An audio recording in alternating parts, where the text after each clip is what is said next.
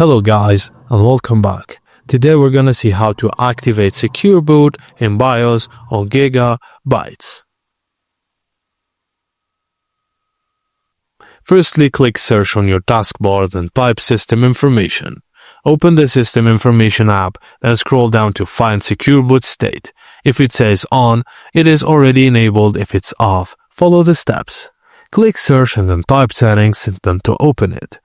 Click Windows Update, then select Advanced Options.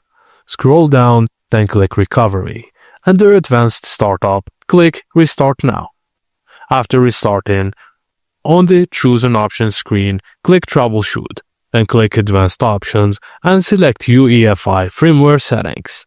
Click Restart to enter the BIOS menu.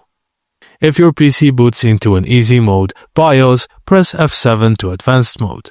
Navigate to the Boot tab, locate CSM, and set Launch CSM to Disabled. Just a warning, disabling CSM might require reinstalling Windows, so back up important files first. Find the Secure Boot option in the Boot menu and set OS type to Windows UEFI mode.